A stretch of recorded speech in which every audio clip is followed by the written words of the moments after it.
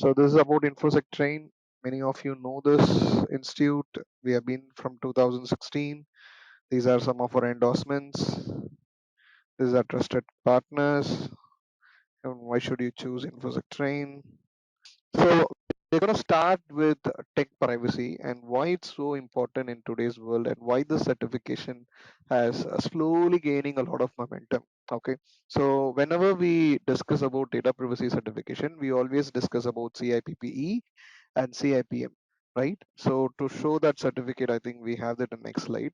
CIPPE is about your data privacy laws, and CIPP is data privacy laws across the world. We have four different variants: one for the US, one for Canada, one for Eurasia, and one for GDPR, which is European. And in this, we predominantly focus the GDPR. That's a gold standard across the world. And CIPM is the privacy manager certification, which is equivalent to your CISSP and CISM, which is like a dedicated course in terms of how do you operationalize privacy program for any organization. And CIPT is a very interesting course that actually embeds your privacy requirements, part of your technology as well as your data lifecycle, right? So this course is structured in a way you will understand as a privacy technologist what will be your role in an organization in terms of gathering the requirements for privacy, implementing in the life cycle, and ensuring it's part of your ensuring your privacy by design requirements as well. So it's a very interesting course. There are a lot of interesting touch points related to that. Okay, so I just started on this narration of why tech privacy is gaining a lot of momentum, right? Tech privacy is going to be unavoidable requirement for every organization, because what we are today looking at is many organizations have just started the journey of your data privacy program, right? But eventually everyone has to adopt a technology privacy perspective, because without privacy in the form of technology enablement, any organization cannot fully comply as well as mature in its privacy program implementation, right? So just imagine if you are working out of India, see the sheer volume of data subject rights which you're going to handle, how you're going to discover the data. If you're a medium to large organization, how you're going to enable this into your organization, right? So technology is going to be very important necessity, not it's not a luxury anymore. It's a necessity when it comes to a privacy program implementation, right?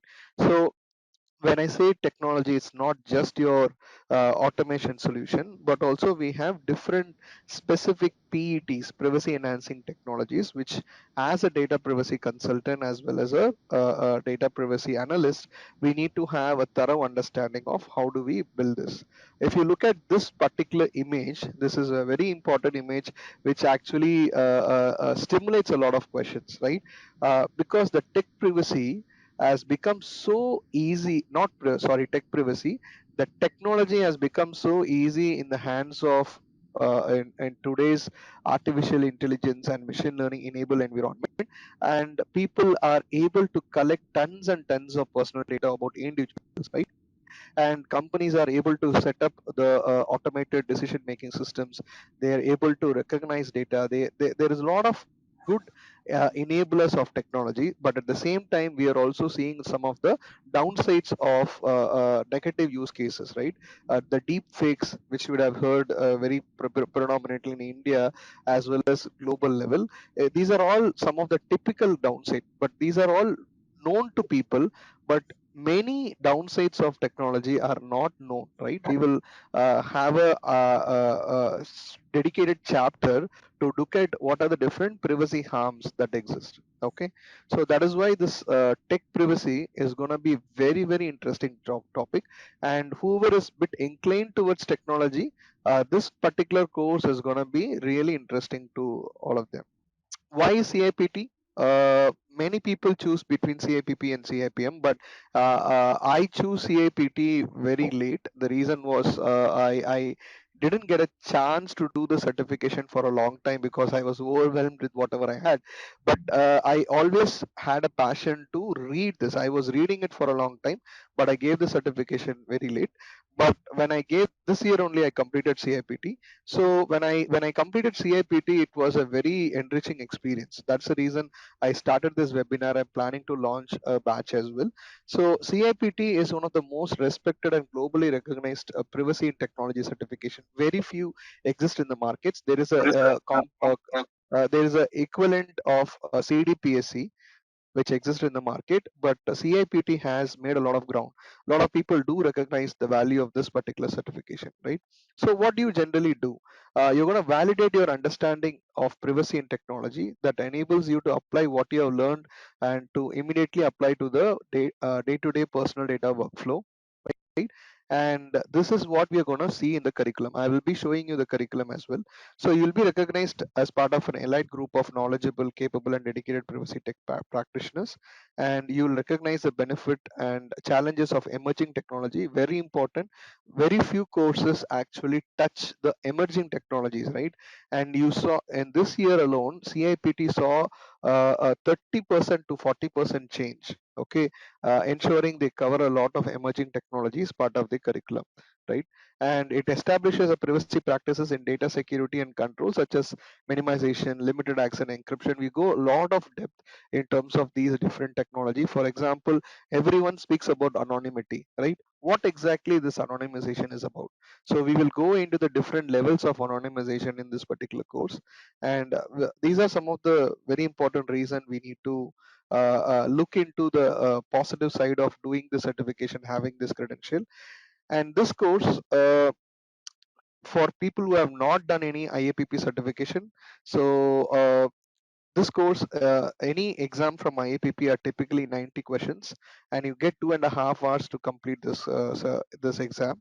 And there is no prior experience or educational prerequisite is taken required, and you can actually give this exam both in online or offline mode.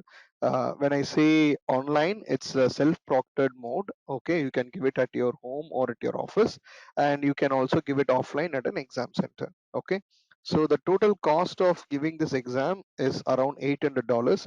$550 is only for your exam voucher, and once you purchase this exam voucher, after you give the exam, you need to pay either $250 or $275. So $250 is something called as certification maintenance fee. The validity is for 2 years, and you don't get access anything to any specific privileges. Whereas part of $275, the validity of this is called as membership fee. You get a validity for 1 year. With this, you will get exclusive access to all the IAPP resources. Okay, so this is the difference. End of the day, you have to pay $800 minimum to get the exam voucher plus your membership fee or your certification maintenance fee. So between 250 to $75, you can choose whatever is suitable for you. But anyway, you have to pay $800. There is no difference in that. Okay, so I will quickly run through this. So why InfosecTrain? So we provide 32 hours of training, and it's a guaranteed lower price, and approved and certified trainer with FIP, career oriented and skill based course. And we provide you the ebook notes plus exam voucher plus 1 year membership. And what is the difference? We do a case study approach. There is a quality preparation with a lot of time to discuss, and there is a lot of templates as well as exam strategy sessions will be conducted. Okay, so this is the banner which I want to show. Okay, we are going to run this course at 49,500 plus taxes. Okay, anyone who is interested, you can get in touch with the sales team of InfosecTrain. And this is the difference what you see. For example, if you go to IAPP website, you have to purchase the exam voucher plus membership fee or your certification maintenance fee. That itself will cost you somewhere around $800, but you get all of this plus my training included into this 49,500 plus taxes. Okay, so this is definitely a great win-win situation for anyone who is targeting CIPT. All right, so this is the curriculum. Okay, the curriculum has 7 modules, and the 7 modules touches upon some of the core aspects of privacy in technology, starting with your foundational principles. So there is a bit of research, and there are some scholars who have developed certain foundation principles. There is value sensitive design, and there is Carlos harm dimension, Nissenbaum's contextual contextual privacy harms. So there are different models which have been developed, and all these models we will be discussing in detail along with some of the uh, common touch points in your data lifecycle. So this is where the course starts. Then we slowly move into the role of technology professionals in privacy, right? So in this we will see the different data privacy program aspects and how a technology professional will be playing a role in privacy, right? So this is again a very interesting chapter. We see multiple touch points where we privacy technologist has to play an important role. Okay, we'll see a lot of use cases in this particular module 2. Module 3 is about privacy threats and violation, very interesting chapter, which actually touches around 16 to 20 different privacy threats and violation. Many of the terms you might be hearing for the first time, and it gives you the background of how what are the different types of privacy threats and violation that can possibly exist, and how what a privacy technologist has to play a role in terms of countering these privacy threats and violation. Okay, and module 4 is moving into the solutioning part of it.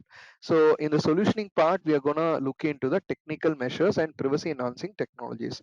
In this chapter we are looking into two important bifurcation. One is your data oriented strategies as well as process oriented strategy. We generally call them as privacy design strategy. This is one important part, and the second important part will be your privacy enhancing technologies, where we'll be looking into around 12 to 14 different PETs.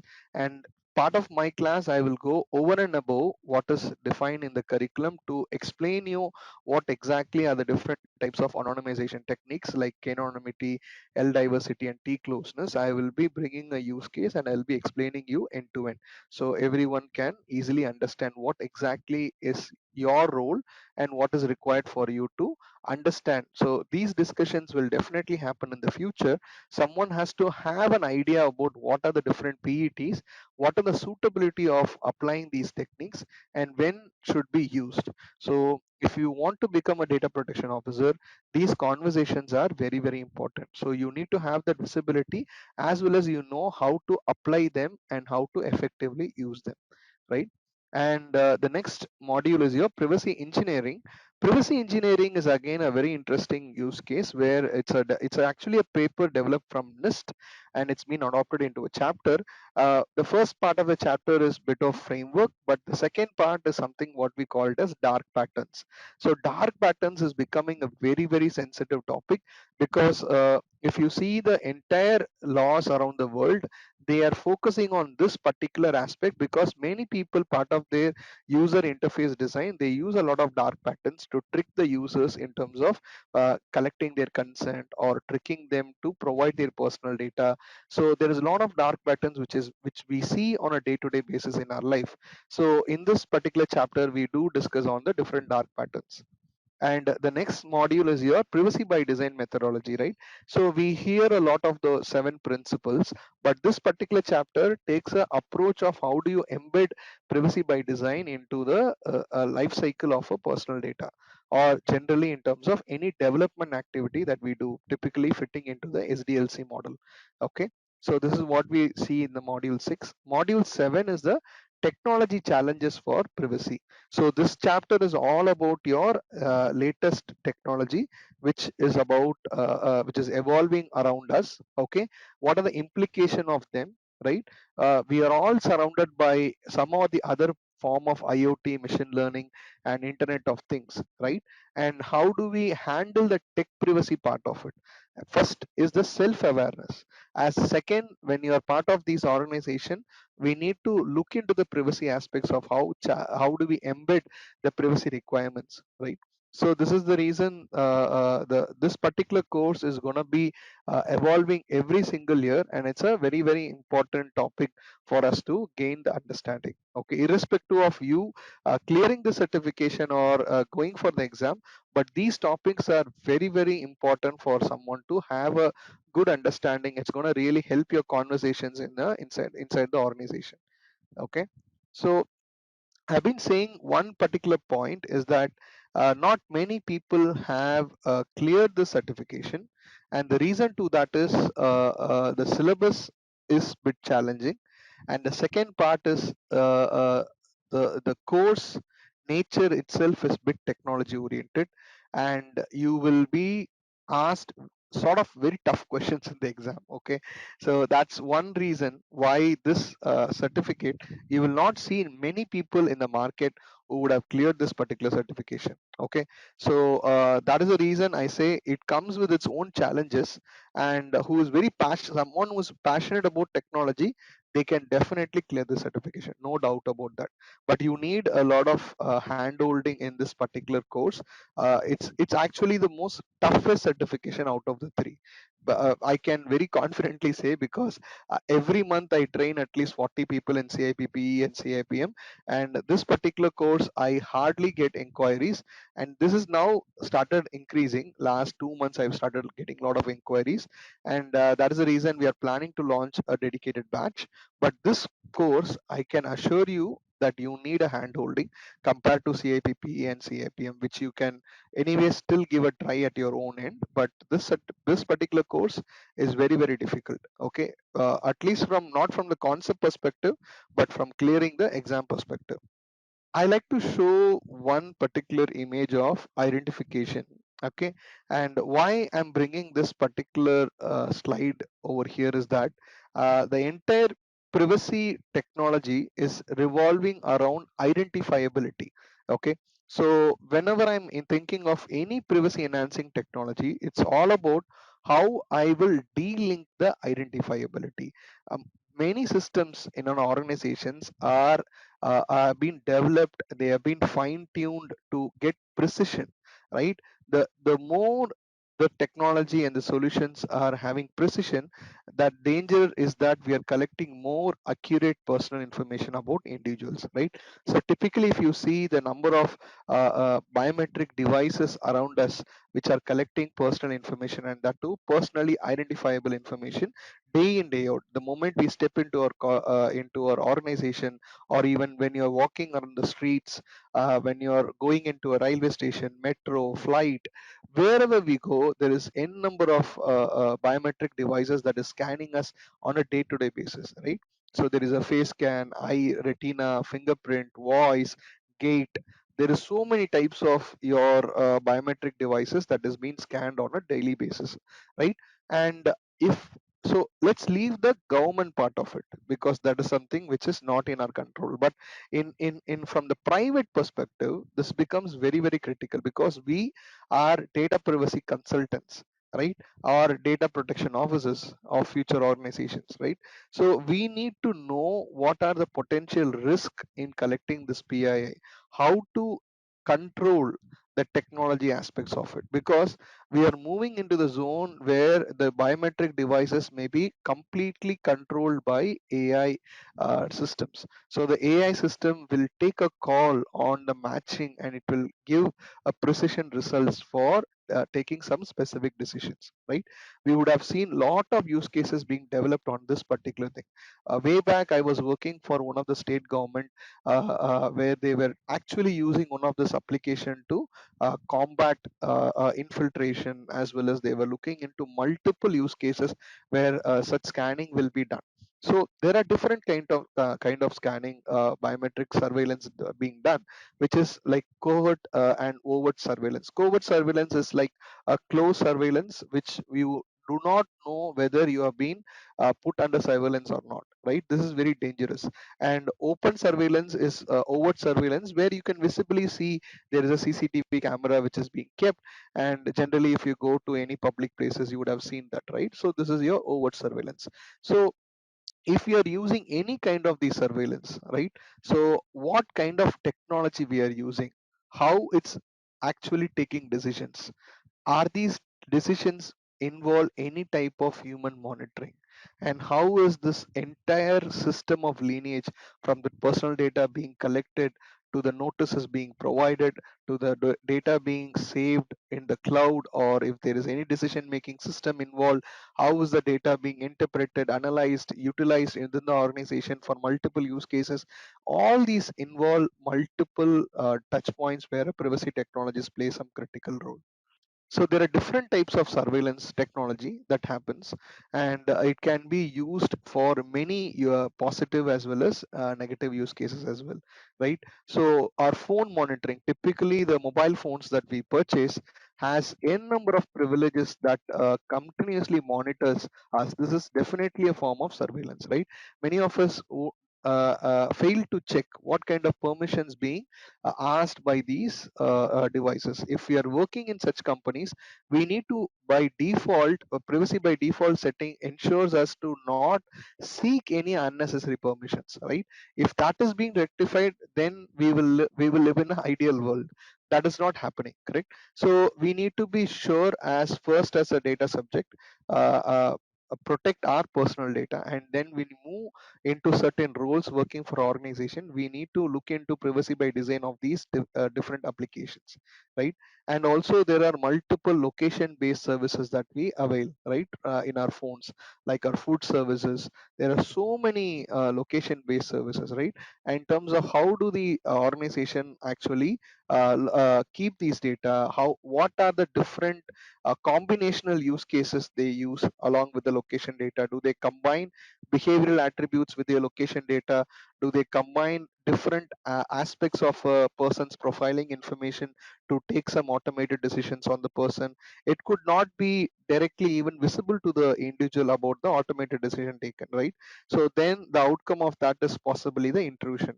Intrusion is a simple someone entering into my home without my permission is what we simply call as intrusion. The intrusion can happen in the digital world without our knowledge. Someone is actually intruding in our privacy private space to collect information about us, or they are trying to disturb us with certain unsolicited communication, right? So these are all typical use cases of intrusion. And we also have different kinds of internet monitoring. We typically do it via cookies, but cookies are not the only form of your monitoring, but we have pixels, we have so many aspects of websites which actually continuously monitor individuals, and there is a very big network behind all these things, right? We when we look at the ad networks, the publishers, and the controllers whichever trying to place this advertisement, they are all working in the background. The intention may be good in terms of giving some personalized marketing or personalized advertisement to an individual to make them buy a product, but invariably they collect a lot of profiling information about us, and many a times it is not transparent to the user. So this is where, as a privacy technologist, we start looking at very differently. What is our role to make it as transparent as possible to the data subject, and how do we make them understand the risk involved in such processing activity? So there are typical challenges, like when we look at general day-to-day business processing, we look at giving privacy notices, collecting personal data, collecting consent.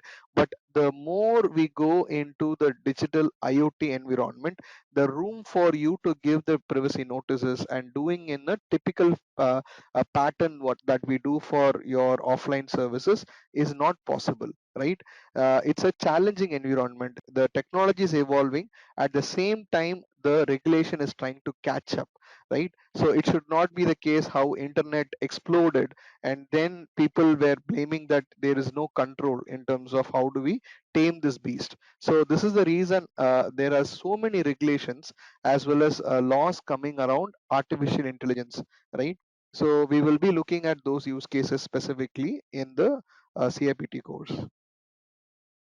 So this is a sort of a summary. I found this image. It's a very interesting use case of how do we choose the kind of PETs which is more appropriate, right? If you are collecting customer data and you have more than handful of data points about a customer, which means you have a very detailed profiling about a customer, right? And you need to do a high dimensional anonymization, which means a very secure anonymization. You may be going towards differential privacy and AI generated synthetic data. So what is differential privacy? We need to add noise and we need to ensure the data can never be reconstructed. What precise amount of noise that we need to add is what we will do part of differential privacy. Generalization, aggregation, and perturbation are all very similar concept, but aggregation and generalization is about how to remove your PI attributes and generalize the data within it, maybe expressing in terms of a general range instead of one specific values. So these are again different approaches where we are trying to obfuscate the data, not achieve 100% anonymization. And if you have a customer consent of collecting this data, and you actually want to do some analysis on top of the data, so you can do this with using privacy enhancing technology. For example, there is a encryption method which is called as homomorphic encryption, right? So homomorphic encryption is about actually making arithmetic operation on top of an encrypted data without even decrypting it. So these kind of encryption methodologies have been evolved, and this is a path breaker, right? So without even making the data de-identified, okay, sorry, identified, we are actually looking into a solution which helps us to do some basic arithmetic operations on top of an encrypted data. So this is your homomorphic encryption, and there are many more such interesting solutions which are available. So, but also understand these are all separate domains on its own. So we will not be able to go to the depth and will not be possible for us to do. Many of them at a point where it stops is to understand the use case, understand when, how, why it is used, and exactly how to deploy it, how do we use it on a use case. We need other expertise, especially the statisticians help will be required, because we need to apply noise and other factors into this. So to exactly do that, we may need help from other specialists as well. So this is related to the first and second chapter. This is related to the taxonomy of privacy. Okay, so taxonomy of privacy is basically if we have to define a nomenclature. For example, if I have to do a data classification in my organization, right? So I generally do by defining my data elements. Then I try to classify my data into broad buckets. It could be your confidential, internal, public, right? So likewise, I'll be defining a taxonomy for my organization data. Then I'll be applying my controls on top of it based on the sensitivity level, right? So this is typically what we do for our information security protection of an organization. Similarly, taxonomy of privacy is in terms of looking in terms of personal data being collected across different channels. What could be the different potential risk at the different stages of the life cycle? If you look at, the collection is about surveillance, interrogations, okay, and this is all developed by Mr. Daniel Solve, a taxonomy of privacy. He shows different aspects of your privacy harm or privacy risk that happens whenever you collect, process, as well as different stages of personal data. So in collection you have surveillance and interrogations, and when you're processing you have aggregation risk, secondary usage risk, exclusions, insecurity, identification, right? And invasion in terms of intrusion and decisional interference, again part of processing. And finally, disclosure, your dissemination is in terms of the information being shared. In that case, it could be disclosure, exposure, breach of confidentiality, increased accessibility, and appropriations. So all these things are nothing but the different types of 14 privacy risk that exist in the entire life cycle of personal data. So these are important touch points when a data privacy technology should be aware, and this is how you start defining your controls, right? We used to speak so much about secondary use, but secondary use do happen in many organizations. It's an absolute failure of your transparency. Secondary use is whenever you use the data for any other purposes apart from why it was collected, and it's reasonably violating the purpose for it why it was being gathered, then it's a secondary use. Secondary use is prohibited, and organizations still do it invariably, thinking that that the data is belonging to them. No one is going to know it, right? So these kind of risk have increased a lot. Looking at the penalties that comes with the these kind of risk, especially the Indian 250 crores DPDP Act penalty plus GDPR, which is 20 million euros. There is n number of laws which are coming up. Even Saudi has a criminal penalty term for 2 years. So likewise, there are n number of risk that comes with the small mistake by one of the employee, right?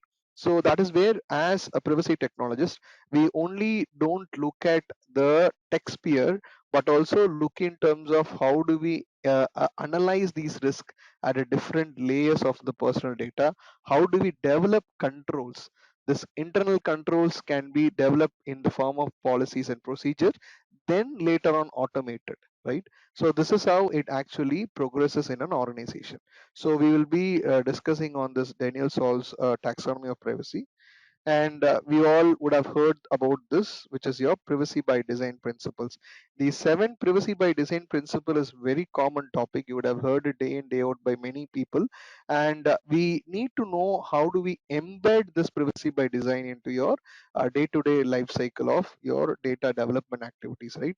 For example, many organization which develops programs, software programs, tools and other solutions, and how do they actually embed this privacy by design? This is the interesting aspect of this particular course. So you will see a approach and methodology which helps you to embed the principles or requirement of these principles into the life cycle of your data development, right?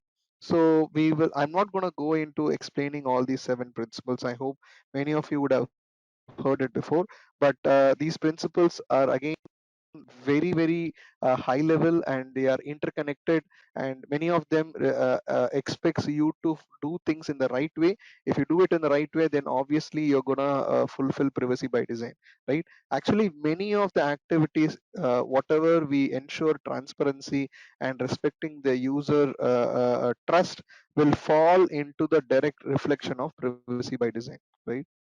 And this is the most interesting and hot topic which is going forward, which is the privacy preserving machine learning, right? So how do we focus on this topic, right? So there is a artificial intelligence act. European Union has come up with the AI Act. So this is a mandatory law that every organization whichever is processing artificial intelligence based decision making, they need to follow, right? And also the US also is coming up with a federal law. Even the Indian government is looking into this very closely, and they are soon expected to come up with certain guidelines regarding this, right?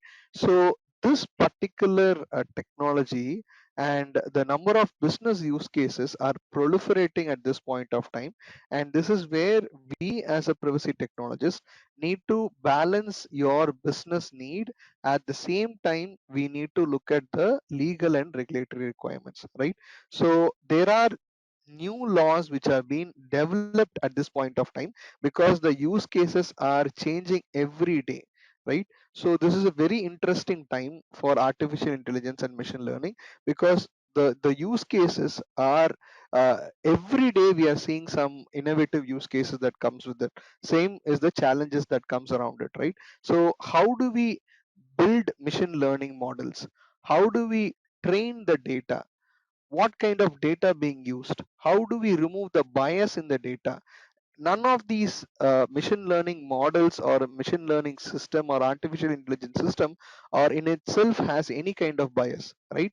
It's purely depend on the data that we use to train these models, as well as there could be inherent flaw by coding by some of the developers. Unless and until with these two problem statements, there is no problem with the systems which is being developed, right? But n number of research has proved that the training data has created a lot of bias in terms of these AI and ML system outcome, right? So this is where a privacy technologist becomes very, very critical. What kind of data is being used? Generally, the transparency is the biggest gray area when it comes to AI and machine learning, right? So these aspects, we are going to play a pivotal role in the early stages of the development itself. If an organization is seeking towards these kind of use cases, then we need to play an important role. Trust me, many of us think that this is not suitable to my organization. They are not going to do something like that. Every organization at least have started looking into chatbot. Every organization is trying to replace their workforce with the chatbot as well as some kind of robotic decision making, right? So the AI use cases are gonna definitely come around us in some or the other form in the organizational decision making. Many insurance company are currently started using this model to evaluate n number of parameters in terms of taking a feasible decision, right? So these use cases have already started being extensively used by many companies. Stock market is one of the very prime example where AI and ML based decision making is making a big entry. You would have seen the uh, this guy Tesla owner, right? So he actually said they are Elon Musk said that they are bringing up the best modeling AI based decision making tool that's gonna actually disrupt the stock market industry in terms of taking accurate decisions, right? So these use cases are actually becoming more and more prominent, as well as it has more uh, effect on the data subjects as well, right? So I'm going to touch into two important topics, which is your data privacy design strategy as well as your process strategy. So these strategies are again one of the very important components whenever you're going to develop your organization systems. These strategies can be really handful, right?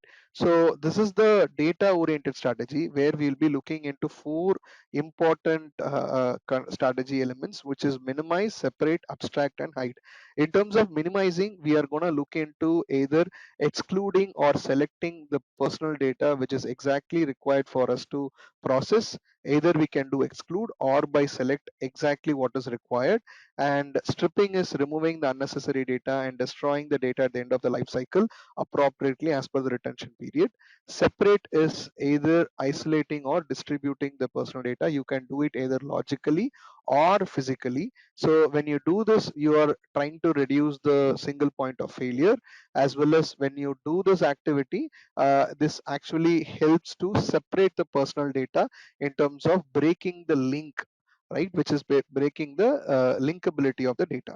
And the next is abstract. Abstract is basically reducing the granularity of the data in terms of how clear the data is and the linkability. So we can do it by grouping, summarizing, and perturbing. So perturbing is adding noise, which we also started discussing part of the PETs. And grouping and summarizing are techniques where we present the data in the form of groups, or we summarize the data to remove the individual identifiability of the data, right? The common ways are expressing in the name of in the form of ranges, or we are trying to remove some unique attributes out of certain data to ensure the data set is not identifiable, right? So simple use cases could be, for example, we have to validate someone's age, a person who is above 18 or not, to provide certain service, right? Do we need to collect the entire date of birth, or if it is more than enough for us to just collect the year, right? So if we collect the year, that is more than enough, right? So in this way, we will start looking into the aspects of, and also we are doing some internal analytics, right? And we are going to do this analytics. We can actually summarize this data where only the group attributes are present rather than individual attributes are there. The outcome will not be affected much, but it's all about what techniques is suitable for certain aspects of your processing. The next is process oriented strategies. These are all different policies and related strategies, which is very common to whoever has touched the privacy program aspects. Enforcing your policy procedures, which is creating a policy and dictating the interactions, maintaining and upholding the life cycle of that, demonstrating it, making a record of it, keeping audit trail and reporting the outcome of it periodically. Inform is provide this information to the data subject, supply the required information, notify them periodically, which could be your breach notification, and explain them about the potential risk and whatever is involved in terms of the collection. And control is providing the control to the data subject in terms of giving them a choice, as well as getting their consent and letting them update, as well as retracting the data sets. So these are some of the process oriented technology. This is the dark pattern, which I said, which is getting very prominent in today's world, where the user interface are being used with these techniques actually to trick the user to give the uh, personal data, as well as they are making them take a decision either by using some sort of false information, or maybe not giving them proper information. All these practices falls under your dark patterns. So dark patterns are basically tricks that makes the user do things they generally don't do, or they are not planning to do that, right? So these are some of the techniques which I mentioned, which is there in the slide. Again, this is not something which is created from me. I found this slide really interesting. I took it from internet. So some of these methods we would have actually faced on our day-to-day life, right? So you go and order something on Amazon or Flipkart kind of site, and suddenly you see in the cart plus two is an item which is like the minimum is two items has to be ordered, right? So this is like sneaking into the basket, where without your permission, someone has not noticed it, he might place that order. Sometimes there are additional products which are added without a permission, right? So these are techniques where the people are trying to give a false way of getting the data, or making someone take a decision, right?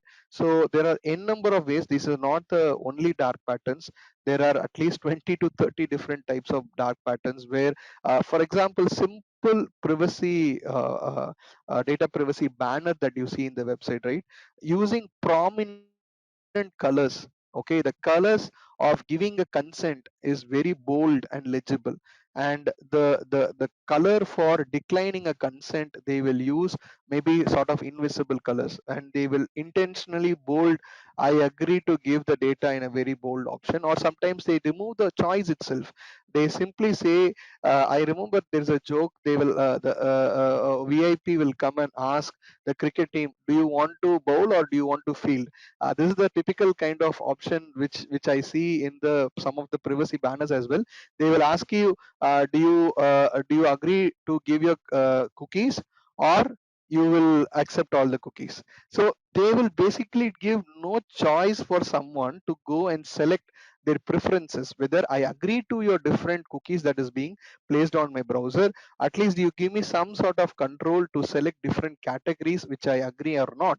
See, as per the law, only the essential cookies are the one without any choice you can collect. So you can place it on the user's browser, but you cannot place any other cookies without the user's permission. But the way the cookie banners are designed, it's like you present very less option in terms of getting any granularity.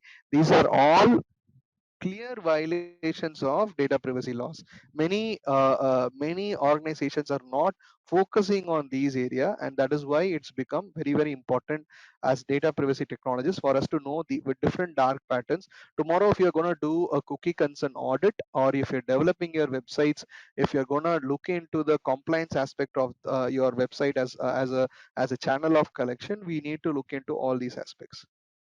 Okay, so I'm gonna next 10 minutes quickly cover some of the roadmap, as well as some important materials that will be really helpful for you to clear this exam. So I always say that book your exam slot if you're going to focus this exam. 30 days of continuous preparation is good enough to clear this exam, but provided you're working in the industry. And for example, if you're joining my training, we have 4 weeks. So 4 weeks is the training period, and another 15-20 days or maximum another 30 days is more than enough to clear this exam. So the roadmap is 30 days for someone who's working in the industry, or someone is joining afresh for my training. They can still clear this exam 30 plus 30 days. So why I'm giving another 30 days is that this certification is difficult. Otherwise, I generally say there are many people from the previous of my training who are joined who have actually cleared certifications in 10 days. So there are a lot of examples like that, but this course needs time. It's not easy. Okay. CIPT body of knowledge is really helpful. That gives you the coverage and that gives you what needs to be covered in the exam. Some EDPP guidelines are definitely helpful for CIPT. Quizlet app again is very handful. People who are attending my sessions, they know these are the things which I definitely suggest to everyone. Part of CIPT, you have two textbooks. Recently, they removed the strategic privacy by design from the IAPP list of suggestions, but I heavily recommend both these textbooks are very, very important. Although this particular book is like covering very less component of the BOK, but this book is still very, very interesting for you to give a read. And privacy for technology professional is a very interesting and important course. So for only this particular certification, you find two textbooks which you need to go through. And part of the practice, very, very difficult to get any sort of practice. There is 190 official IAPP questionnaire which is there, as well as there is something which I saw Mr. Joseph Brain.